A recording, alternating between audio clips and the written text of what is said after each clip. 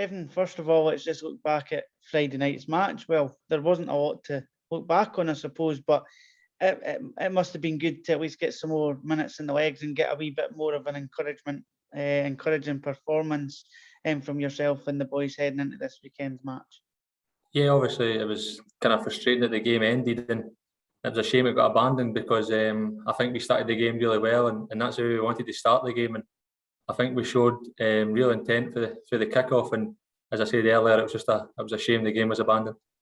Was there anything that you could put your finger on that maybe allowed the performance levels to be that little bit higher on Friday night compared to the previous couple of weeks? No, I kind of put my finger on it. I think we just kind of came together as a squad and kind of had to realise that we need to start games better, and like we did in the cup games. And I think on Friday night we did that, and we felt really good in the game, and the game plan was working. So that was all positive. But only negative was, as I said, the game didn't finish out.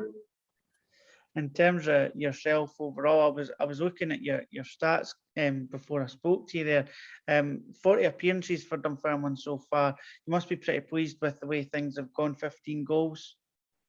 Yeah, obviously it's good to play as many games as I can. That's why I came here to play games and score. I said that in my first interview when I joined that I wanted to come to Dunfermline and score goals. So I'm happy that I've done that so far. But always just looking to kick on.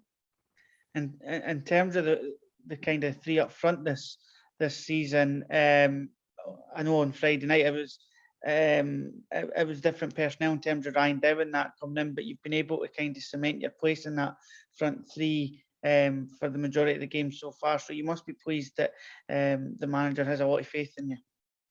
Yeah, obviously it's been kind of different this season with the formation, but I think the front three's worked well in games, and obviously sometimes playing the two up front has worked as well. But I think that's good that we can be flexible with the players we've got, and we can change the kind of style up front. And I think the attacking options we've got are that says gives us the flexibility to do that, and I think it's worked so far. Arbroath was one of the teams that you scored against last year, the infamous kind of injury time winner just after Christmas. So it's a team that you've enjoyed playing against, scoring against well at East End Park.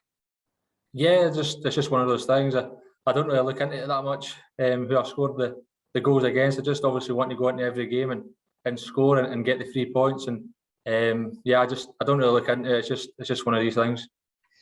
That game last year, for example, the Christmas one where we had to score away, it shows you how tough a game Arbroath give us. And the result on Saturday, a 3-1 victory at home at Partick Thistle, shows again and emphasises once more just how tough a challenge it will be.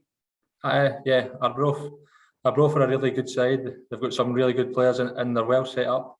They know their game plan and they use it well. You've seen that on Saturday. They got a really good result at home to Partick, and they always make it tough. And I think we need to be right at it on Saturday to pick up the 3 points.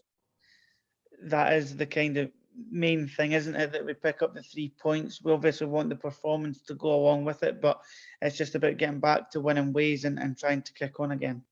Yeah, you're right. Obviously, we need the 3 points to get our league season up and running, really. So on Saturday, we'll be ready, right for the off to try and get these 3 points. First match on Saturday where there's no real restrictions in terms of crowd numbers in and around East End Park, so we should be able to fit as many Dunfermline fans in as we possibly can. That must be great for the players that the fans could turn up once again in big numbers and get right behind you. Yeah, definitely. Obviously, football's a lot better with the fans, and it'll be really good to have them back in the stadium, and hopefully the atmosphere will be really good and it can encourage us to really just keep going and get that 3 points.